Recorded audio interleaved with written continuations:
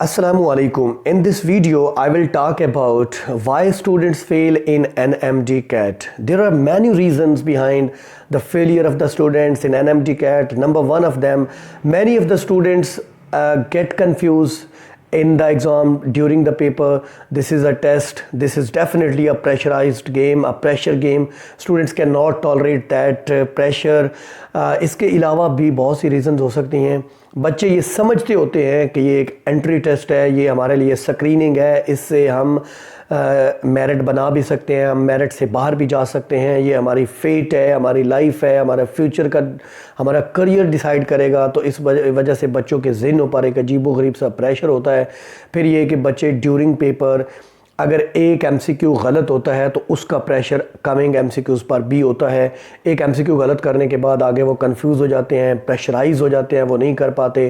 Family की, relatives की, दोस्त अहबाब की, नेबर्स की जो आपसे एक्सपेक्टेशंस हैं वो ज़हन पर सवार होती हैं और बच्चे अच्छा परफॉर्म नहीं कर पाते हैं. अच्छा, उसके बाद जी इस दफ़ा जो सिनारियो है that is totally different as compare to previous ones. वो ये है कि जी बच्चे आज के टेस्ट में 190 प्लस आउट ऑफ 210 जो है वो बहुत ज़्यादा आ गए. वो जी इतने बच्चे 190 प्लस हैं. Merit is going very high.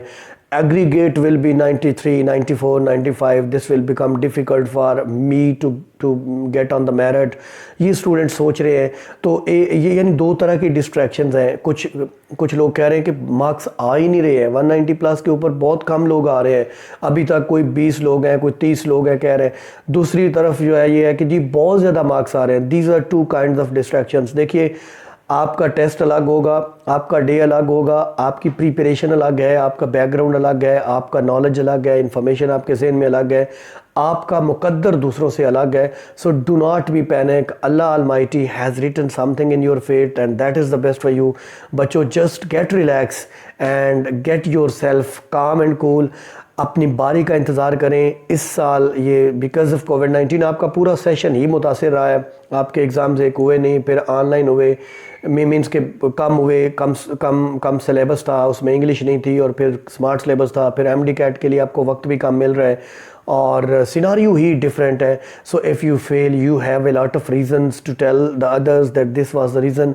आप अगर डॉक्टर ही बनना चाहते हैं तो you can repeat, you can go in private sector, you can go abroad out of the country for the MBBS, and there are a lot of other fields which are wonderful comparative to MBBS. you can go over there.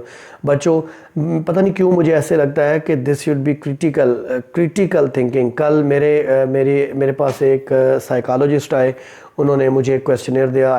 while I was filling that questionnaire, I was thinking this thing कि education purpose should be only critical thinking. We should develop the critical thinking in the students. I was believing that when I was in FSC, I was Dharavian, I was in GCU Lahore. I was there every time. I was worried about academy, I was worried about my marks in the FSC, I was worried about entry test, I was worried about my career, my future.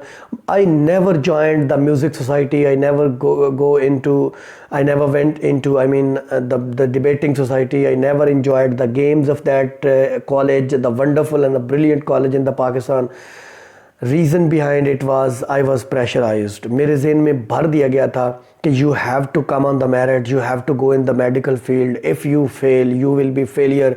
Even वो लोग जिन्होंने कभी पढ़ाई ही नहीं की है, जो कभी स्कूल ही नहीं गए, दे वर क्लेमिंग मेरिट तो नहीं आया, तू होन जनाब इशू हो गया. बच्चों, just be relaxed. Really, this doesn't make any difference.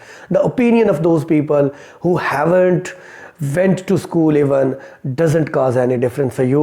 You are you. Almighty Allah has created you for a specific purpose and you will inshallah accomplish that purpose in your life.